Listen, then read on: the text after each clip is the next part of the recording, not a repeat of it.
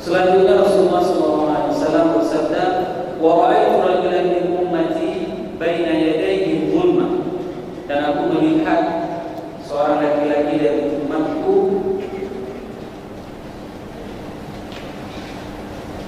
baina yadayhi dhulma wa min khalfihi dhulma, di depannya gelap, ya, di belakangnya gelap, wa an yaminihi dhulma, dan di sisi kanannya gelap, wa an shimalihi dhulma, dan di sisi kirinya gelap, wa min fawqihi dhulma, dan dari atasnya gelap, wa min tahtihi dhulma, dan dia dilihat juga bahwasanya oleh Rasul dari bawahnya juga kegelapan. Berarti dalam bahasa Aceh dikatakan sumput hitam putih. Nah, putih gelap, ke semua penjuru itu tidak ada yang bisa dilihat. Sisi depannya, kiri, kanan, atas, bawah, itu semuanya gelap. Maka apa yang terjadi? Faja'ahu hajjuhu wa umrahu wa umratuhu fastakhrajahu min adh-dhulma. Maka datanglah hajinya dan umrahnya, fastakhrajahu min dhulmati, maka keluarlah dia dari sisi kegelapan. Siapa yang bisa membuat seseorang pada saat seseorang itu berada dalam keadaan kegelapan? Dan ini dilihat langsung oleh Rasul, dan ini pasti seseorang itu yang merasa kegelapan dari sisi kanan, kiri, atas, bawah, muka, belakang, dan yang bisa membuat seseorang tersebut keluar dari kegelapan tersebut adalah haji dan umrah. Ini adalah amalan penting Bapak Ibu jamaah yang dirahmati Allah. Kenapa? Haji dan umrah dapat menyelamatkan seseorang dari kegelapan. Maka pada saat kita melakukan ibadah itu, maka niatkan haji sendiri, niatkan apa yang dilihat oleh Rasul, sehingga apa? Sehingga kita termotivasi. Haji itu bukan untuk ditarik titelnya H+4, misalnya 4 kalinya. Kami alhamdulillah waktu belajar di Al-Azhar diberikan kesempatan oleh Allah untuk bisa pergi haji hampir setiap tahun, tapi tidak punya pilihan. Pada saat itu di daerah tahun 90-an, kalau misalnya kita pergi haji pasti akan bentrok dengan ujian. Maka pilihannya ada dua, mau naik haji atau mau ujian. Itu pilihan. Alhamdulillah saya pernah haji 3 kali. Dan yang paling menarik itu adalah orang yang dipanggil haji itu adalah semua manusia. Walillahi 'alan nasi hijjul bait. Kenapa panggilan haji itu adalah kepada semua manusia? Dan panggilan kewajibannya itu hanya 1 kali, tidak berulang kali. Dan ini harus dirubah mindset kita semua. Berapa banyak misalnya kalau kami dulu mahasiswa itu menjadi gaya jadi hajinya. Haji wajib cuma sekali, setelah itu direkrut oleh pemerintah Indonesia untuk menjadi petugas haji. Nah, ada sebuah kebiasaan yang tidak baik apabila seseorang itu melakukan ibadah haji berulang-ulang. Ini sebuah kebiasaan yang tidak baik. Namun alhamdulillah kebiasaan ini sudah tidak ada, sudah tidak akan mungkin lagi. Dikarenakan apa? Dikarenakan sudah ada pembatasan keberangkatan haji. Sehingga apa yang terjadi? Seseorang yang mendaftar tahun ini dia harus menunggu waiting list selama 20 tahun. Yang menjadi pertanyaan, masih wajibkah haji? Itu ada jemaah yang menanyakan kepada saya. Saya bilang, kewajiban haji itu tidak pernah tereliminasi dikarenakan waiting list yang sekian puluh tahun. Tidak ada. Tugas kita itu adalah tetap mendaftar untuk naik haji. Coba bayangkan, ada dulu dia mempunyai kelebihan, Allah berikan kepada dia kelebihan harta, Allah berikan kepada dia kelebihan jabatan, tapi tidak pernah terbetik di dalam hatinya untuk mendaftarkan haji. Apa yang terjadi? Hampir sampai dengan hari ini dia belum bisa pergi haji, walaupun dia sudah mendaftar. Kenapa? Sudah terlambat, sudah pensiun, menunggu haji, keluar aturan 65 tahun tak boleh pergi haji. Tapi tidak ada masalah. Yang paling penting itu adalah bagi kita untuk bisa meniatkan diri kita untuk mendaftar haji. Ini yang penting. Terserah. Yang penting kita sudah menyambungi panggilan Allah. Jadi jangan pernah menggunakan istilah saya belum ada panggilan. Panggilan itu sudah ada dari Nabi Ibrahim, itu setelah memanggil kita. Bukan tidak ada tidak mau menyambut panggilan Nabi Ibrahim. Nah, pada saat kita melaksanakan ibadah haji, berarti kita telah menyambuti panggilan yang dipanggil oleh Nabi Ibrahim. Ini yang harus kita pahami. Kalau seandainya, kenapa dikatakan bahwasanya kewajiban haji itu cuma sekali, umrah itu cuma sekali? Dikarenakan banyak hal yang bisa dilakukan dengan kita menyisihkan dana tersebut. Kewajiban haji itu hanya kewajiban yang bisa dapat memuaskan kepuasan individu dalam beribadah. Contoh, begitu kita pergi haji yang kedua kali, apa yang kebahagiaan? Bisa menatap Ka'bah, bisa beribadah, bisa umrah berkali-kali. Hanya kepuasan individu dan kita dalam beribadah. Tapi kebanyakannya antara mereka yang pergi haji tersebut dalam jangka waktu 1 minggu, mereka masih bisa konsisten tentang keimanannya. Kalau dulu dia tidak misalnya main batu, ini pulang haji 1 minggu tidak main batu lagi. 1 minggu, 2 minggu, 3 minggu, 1 bulan tidak main lagi. Ini kebiasaan. Begitu juga misalnya, kalau misalnya sebelum pergi haji nonton Korea, sinetron, masih nonton TV, begitu pulang haji semangat, spirit keimanannya itu masih kental, masih tebal, sehingga apa? TV tidak hidup. Kapan? 1 minggu, 2 minggu, 3 minggu, 1 bulan hidup kembali. Korea juga sudah mulai nonton lagi, apapun film sudah mulai nonton lagi. Ini yang paling bahaya. Kenapa? Karena haji umrah itu adalah kepuasan individu kita. Tapi ada amal lain yang itu jauh lebih dahsyat. Kalau seandainya kita mengambil dana haji tersebut, kita memberdayakan ekonomi tetangga kita. Katakanlah ada tetangga kita yang miskin. Berapa dana haji kita? 30 juta. Kita bantu dia untuk berjualan dengan dana 30 juta tersebut. Berapa jumlah tanggungan dia dalam keluarga? Oh, ternyata dia mempunyai tanggungan 4 orang, 6 semuanya suami istri. Maka semua yang dipakai oleh keluarga sebanyak 6 orang itu dalam mereka beribadah, mulai dari ambil wudu, salat, semuanya itu pahalanya akan sampai kepada orang yang bersedekah. Coba bayangkan, berapa lama mereka beribadah?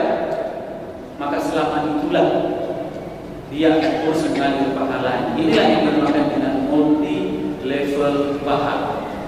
Bukan multi level tertentu saja yang ada, akan tetapi pahala juga dia mempunyai level. Pada saat seseorang melakukan amal tersebut akan mengalir kepada dirinya. Dikarenakan apa? Dikarenakan ibadah. Dan ibadah haji ini kalau kita misalnya sering melihat pengalaman saya pada saat saya menggait beberapa jamaah, banyak hal-hal yang aneh sekali. Dan ini adalah menurut kebiasaan.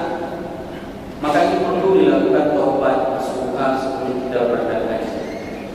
Kenapa? Pernah satu jamaah itu sewaktu kita gait dari Aceh, dia begitu masuk Mekah sudah mulai gila. Apa yang dilakukan? Mulai dia pipis dari depan bus sampai ke belakang, seperti jalan dia. Coba bayangkan,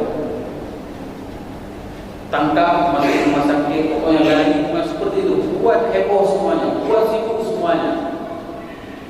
Setelah itu, dan dia tidak bisa melakukan ibadah haji. Gila, tidak sadar. Begitu setelah selesai wukuf di Arafah, sehat kembali ingatannya sempurna. Dan ini adalah hal-hal yang memang sering kita jumpai di haji. Karena bagi saya sering mengatakan kepada jemaah, Makkah, Madinah itu merupakan replikanya akhirat. Jangan pernah menertawakan orang. Ya, misalnya kita lagi duduk di Masjidil Haram melihat Ka'bah, lihat orang hitam lewat lega, ketawa kita, ini hitam Ka'bah. Itu tidak ada lagi orang yang datang langsung menertawakan kita lagi duduk itu. Itu juga kita seperti itu. Maka kita memang harus ikhlas, harus bersih hati.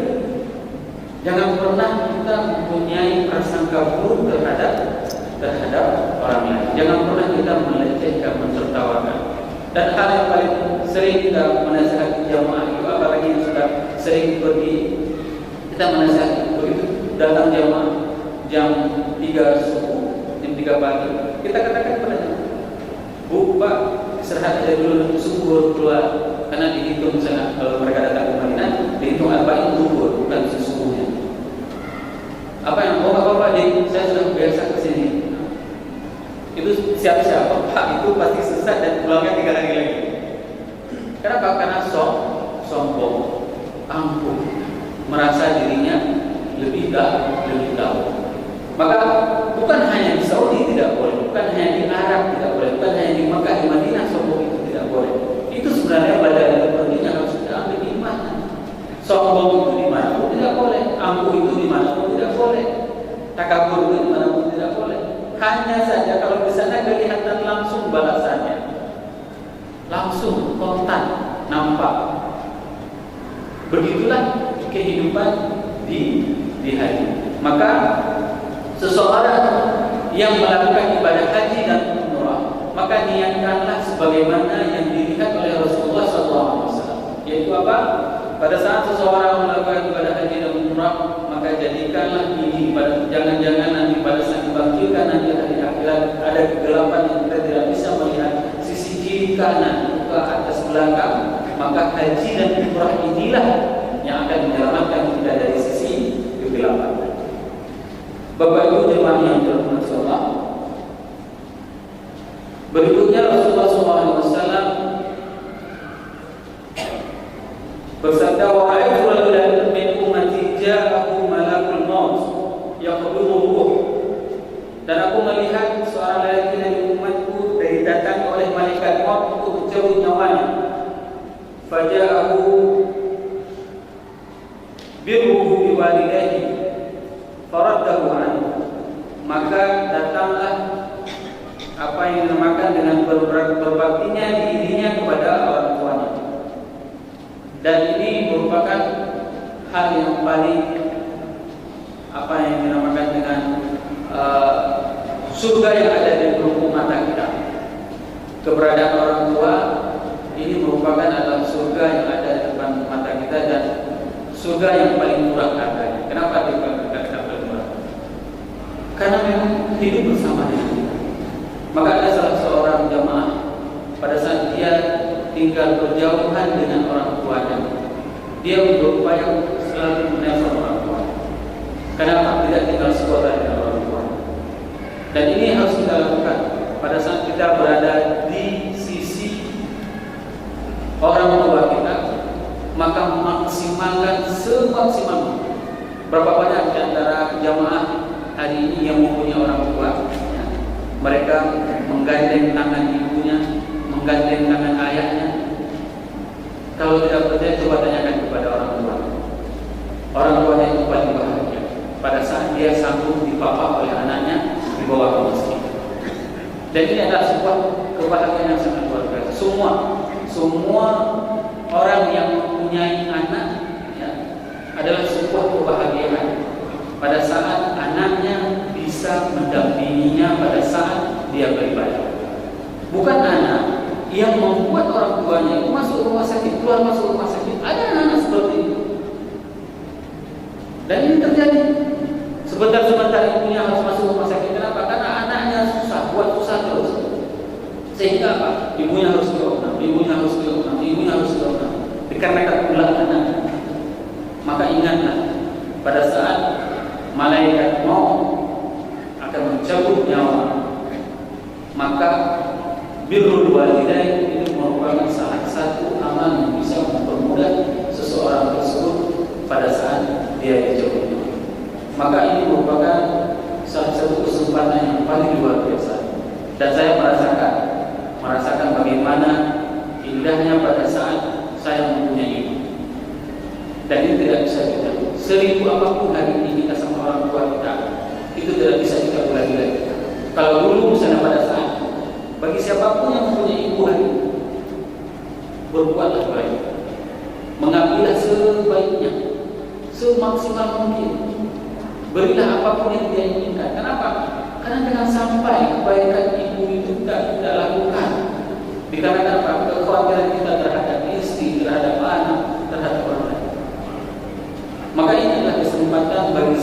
siapapun yang masih mempunyai orang tua. Tadi sore saya berbicara dengan salah seorang anak muda, dia dipesankan oleh ayah, Ustaz, tolong nasihatin anak saya. Seperti itu Ustaz. Dan saya katakan, nah, pesan ayah, kamu harus sering-sering mengunjunginya. Ayah cuma kepingin aja kamu datang ke rumahnya, cium dia, buru-buru sebentar pulang. Kenapa? Karena aroma kamu itu dirindukan oleh orang tua. Beda yang dirindukan dibenci. Ada sesuatu yang ingin dilihat. Dia tidak ingin rezeki kita, dia tidak ingin harta kita, tapi ada sebuah kebahagiaan pada saat anak mengunjungi orang tuanya, maka disitulah kebahagiaan yang sangat luar biasa. Ini adalah sebuah harapan, ekspektasi seorang orang tua terhadap anaknya. Pada saat dia punya anak, maka anaknya itu akan mengunjungi, akan menanyakannya. Walaupun terkadang orang tua itu kasar.